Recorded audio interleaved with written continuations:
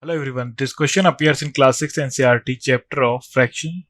This is 7th question of its exercise 7.3. So the question says that reduce the following fractions to simplest form. So first A part is 48 by 60. देखेंगे हमारा 12 से cancel out हो सकता है 12 4 जा 48 and 12 5 जा 60.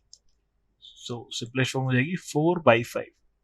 Then further ये आगे कैंसिल आउट नहीं होगा, so this is the simplest form. B 150 by 60. So 0 से 0 कैंसिल आउट हो जाएगा and then further ये 3 से कैंसिल आउट होगा 3 5 जा 15 and 3 2 जा 6.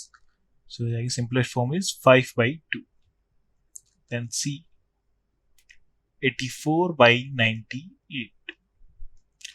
So हम देखेंगे 14 की टेबल में आता है, so 14 से हो जाएगा 14 6 जा 84 and 14 7 जा 98. So simplest form हो जाएगी आपके पास 6 by 7.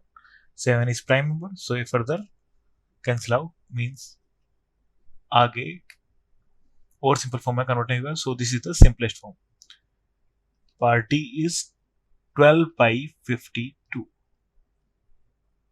So ये 4 से cancel out हो जाएगा.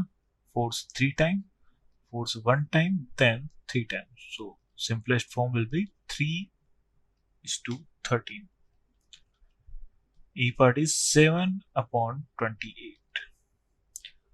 So 7 से 28 cancel out हो जाएगा 7 से 4 times. So simplest form will be 1/4.